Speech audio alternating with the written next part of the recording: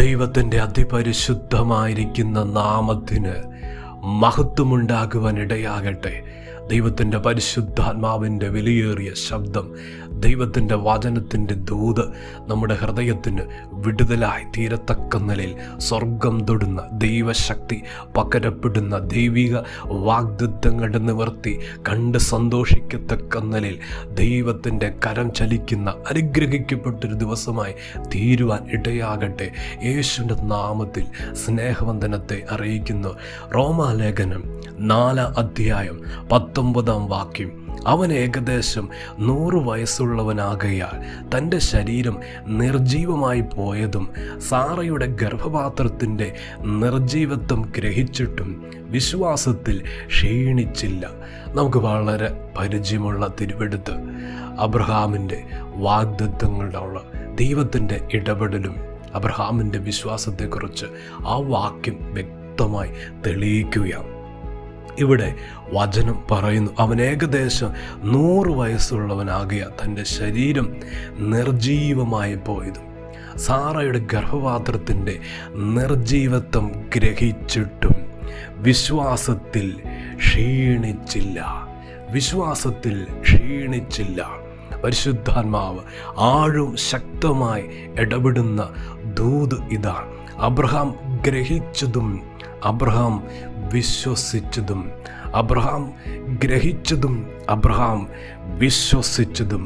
ഗ്രഹിച്ചത് നിർജീവത്വം, ഇനി നടക്കത്തില്ല, ഇനി ജീവൻ്റെ തുടിപ്പില്ല, ഇനി ജീവിതത്തിൽ സാധ്യതകളില്ല, അസ്തമിച്ചു എന്ന് ലോകം വിധി കൽപ്പിക്കുന്നത് പോലെ ഇനി ഒരിക്കലും അതിനകത്തൊരു മാറ്റമില്ല, ഒരു ചലനം വെളിപ്പെടത്തില്ല എന്ന് ആയിരിക്കുന്ന ആ മണ്ഡലത്തിൽ അബ്രഹാം അത് നന്നായി എന്ത് ചെയ്തു? അത് ഗ്രഹിച്ചു. ദൈവത്തിൻ്റെ പൈതലേ, പരിശുദ്ധാത്മാവ് ദൂത് വെളിപ്പെടുത്തുക. ഇന്ന് നമ്മുടെ ജീവിതത്തോട് ഈ വചനം ഇടപെടുന്നു. നാം ഗ്രഹിച്ചത് എന്താണ്? ജീവിതത്തിൽ ഇപ്രകാരം ഒരു അനുഭവമുണ്ടോ? ജീവിതത്തിൽ മരുഭൂമി, യാതൊരു സാധ്യതയില്ലാത്ത ഒരു മരുഭൂമി, യാതൊരു വഴിയില്ലാത്ത നിർജ്ജന പ്രദേശം, യാതൊരു സാധ്യതയില്ലാത്ത വിടുതലില്ലാത്ത രോഗത്തിൻ്റെ മേഖല, ഇനി ഒരിക്കലും ഉയർപ്പ് വെളിപ്പെടുത്തില്ല എന്ന് ജീവിതത്തിൽ നിർണയിക്കുന്ന ഏറ്റവും അസ്തമിച്ച ഒരു ജീവിത സാഹചര്യത്തിൽ കൂടിയാണോ കടന്നു പോകുന്നത്? ഇന്ന് ഏതെങ്കിലുമൊക്കെ വിഷയം ഇപ്രകാരം ജീവിതത്തിലില്ലേ? ഗ്രഹിച്ചാൽ അത് നിർജീവത്വമാ, ഗ്രഹിച്ചാൽ അത് നിശ്ചയമാ. അതിനകത്ത് യാതൊരു മാറ്റത്തിനും മാനുഷികമായി സാധ്യതകളില്ല, മാനുഷികമായി പ്രവർത്തികളില്ല, മാനുഷികമായി അതിനകത്ത് യാതൊരു കാര്യം ചെയ്യാനില്ല. ഇതുപോലെ ജീവിതാവസ്ഥയിൽ കടന്നു പോകുന്നവരുണ്ടോ? ഗ്രഹിച്ചിട്ട് നിരാശപ്പെടുകയാണോ? ഗ്രഹിച്ചിട്ട് ആകുലപ്പെടുകയാണോ? ഗ്രഹിച്ചിട്ട് അവിശ്വാസം കൊണ്ട് ഹൃദയം നിറയുകയാണോ? ഗ്രഹിച്ചിട്ട് നിരാശയുടെ ഗർത്തത്തിലേക്ക് വീഴുകയാണോ? പരിശുദ്ധാത്മാവ് ഇന്ന് അതിശക്തമായി ദൂത് വെളിപ്പെടുത്തുന്നു. അബ്രഹാമിനെ നോക്കിക്കേ, അബ്രഹാം ഗ്രഹിച്ചത് നിർജീവത്വമാ, പക്ഷേ അബ്രഹാം വിശ്വാസത്തിൽ ക്ഷീണിച്ചില്ല. നമ്മെ ഗ്രഹിച്ചിട്ട് നിരാശപ്പെടുവാനുള്ള സാധ്യതയാ, ഗ്രഹിച്ചിട്ട് കരയാനുള്ള സാധ്യതയാ, ഗ്രഹിച്ചിട്ട് ഇനി ജീവിതത്തിൽ ഒരിക്കലും വാഗ്ദത്തമില്ല എന്ന് നിർണയിക്കേണ്ട സാഹചര്യവും സാധ്യതയുടെ നടുവിലായിരിക്കുന്നത്. പക്ഷേ അബ്രഹാം വിശ്വാസത്തിൽ ക്ഷീണിച്ചില്ല. പരിശുദ്ധാത്മ പറയുന്നു, അബ്രഹാം വിശ്വാസത്തിൽ ക്ഷീണിച്ചില്ല. ദൈവത്തിൻ്റെ പൈതലേ, ഇപ്രകാരം ചിലതൊക്കെ ഗ്രഹിച്ചിട്ട് വിശ്വാസത്തിൽ ക്ഷീണിക്കാതെ വിശ്വാസം വർദ്ധിപ്പിക്കുന്ന ഒരു ദിവസമായി തീരുവാൻ കർത്താവ് ആഗ്രഹിക്കുക. ഇന്ന് ഏതൊക്കെ മേഖലകളിൽ ഇപ്രകാരം നിർജീവത്വം സംഭവിച്ചിട്ടുണ്ട്, ആ മേഖലയിൽ നോക്കി പറ, എൻ്റെ ദൈവം വാഗ്ദത്തങ്ങളിൽ വിശ്വസ്തനാ, എൻ്റെ ദൈവം വാക്ക് പറഞ്ഞാൽ മാറാത്തവനാ, എൻ്റെ ദൈവത്തിൻ്റെ ശക്തിയെ ഞാൻ വിശ്വസിക്കുന്നു. എനിക്ക് വേണ്ടി ദൈവം അത്ഭുതം ചെയ്യും, എനിക്ക് വേണ്ടി ദൈവം വീര്യപ്രവർത്തികൾ വെളിപ്പെടുത്തും, എനിക്ക് വേണ്ടി കർത്താവ് കർത്താവിൻ്റെ സഹായത്തിൻ്റെ കരം ചാഞ്ഞിറങ്ങി വരും. എൻ്റെ ദൈവം വലിയവനെന്ന് വിശ്വസിക്കത്തക്ക നിലയിൽ ഇതുപോലെ കർത്താവിൻ്റെ വാക്കുകൾ പരിശുദ്ധാത്മാവ് വെളിപ്പെടുത്തുന്ന ദൂത് അതുപോലെ ഏറ്റെടുത്ത് ഇന്ന് പകൽ പ്രത്യാശയുടെ മണ്ഡലത്തിലേക്ക്, പ്രതീക്ഷയുടെ സാഹചര്യങ്ങളിലേക്ക് ഹൃദയത്തെ തിരിക്കുന്നൊരു ദിവസമായി തീരുക. പരിശുദ്ധാത്മാവ് ദൂത് വെളിപ്പെടുത്തുക.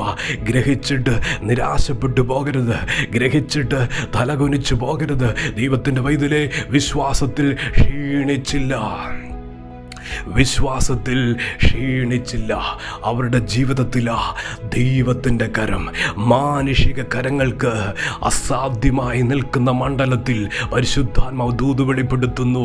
ദൈവത്തിൻ്റെ കരം, സർവശക്തൻ്റെ കരം, അധികാരമുള്ള ദൈവത്തിൻ്റെ കരം, ജീവിക്കുന്ന ദൈവത്തിൻ്റെ കരം ആ വിഷയത്തെ ജീവൻ വെപ്പിക്കുന്നു. ആ വിഷയത്തിൽ മാറ്റം വരുത്തുന്നു. അടഞ്ഞ വാതിലുകൾ ദൈവം തുറക്കുന്നു. അടഞ്ഞ വഴികൾ ദൈവം തുറക്കുന്നു. ആ നിലവാരത്തിൽ അത്ഭുതം നടക്കാൻ പോകുന്നു. ഗ്രഹിച്ചിട്ട് വിശ്വാസത്തിൽ ക്ഷീണിക്കാത്ത ഒരാത്മീയ മണ്ഡലം, ഗ്രഹിച്ചിട്ട് വിശ്വാസത്തിൽ തളർന്നു പോകാത്ത ഒരാത്മീയ മേഖല ഇന്ന് സ്വർഗം നമ്മെക്കുറിച്ച് ആഗ്രഹിക്കുക. ഇന്ന് ദൂത് വിശ്വസിക്കട്ടെ, വചനമാഴമായി ഏറ്റെടുക്കട്ടെ. വിശ്വാസത്തിൽ ക്ഷീണിക്കാത്ത മേഖലകൾ വെളിപ്പെടുമ്പോൾ വാഗ്ദത്തങ്ങൾ ചലിച്ചിരിക്കും, ദൈവകരം ഇറങ്ങിയിരിക്കും. അതുപോലെ കർത്താവിത അത്ഭുതം ചെയ്യാൻ പോകുന്നു. സ്നേഹവാനായ ദൈവമേ, സ്വർഗ്ഗപിതാവേ, ഇന്ന് കേൾപ്പിച്ച ദൂതനായി സ്തോത്രം, ദൈവശബ്ദത്തിനായി സ്തോത്രം ചെയ്യുന്നു. കർത്താവെ, വിശ്വാസത്തിൽ ക്ഷീണിക്കാതെ ബലത്തോടെ ഞങ്ങളായിരിക്കാം. കർത്താവ് കൃപ പകരണം. ജനത്തെ അനുഗ്രഹിച്ച് പ്രാർത്ഥിക്കുന്നു. ഈ വചനം വിടുതലായി തീരട്ടെ, ഈ വചനം ചൈതന്യമായി തീരട്ടെ. പല ഹൃദയങ്ങളെ തൊടുവാൻ പ്രാർത്ഥിക്കുന്നു, പല കുടുംബങ്ങൾക്ക് വെളിച്ചമായി തീരട്ടെ എന്ന് പ്രാർത്ഥിക്കുന്നു. കർത്താവെ, അസാധാരണമായ ദൈവശക്തി വചനത്തിലൂടെ പരിശുദ്ധാത്മ പകരുവാനായി പ്രാർത്ഥിക്കുന്നു. തലമുറകളെ തൊടണം, കുഞ്ഞുങ്ങളെ തൊടണം. ദൈവകരം കർത്താവെ അനുകൂലമായി ഭവനതലത്തിൽ വെളിപ്പെടുന്നൊരു ദിവസമായി മാറുവാൻ ഇടയാകണമെന്ന് പ്രാർത്ഥിക്കുന്നു. അനുഗ്രഹിച്ച് പ്രാർത്ഥിക്കുക, അനുഗ്രഹമായി തീരട്ടെ. കർത്താവ് അങ്ങനെ ചെയ്യുന്നതിനായി സ്തോത്രം. പ്രാർത്ഥന കേട്ടത് നന്ദി. യേശുവിൻ്റെ നാമത്തിൽ തന്നെ ആമേൻ.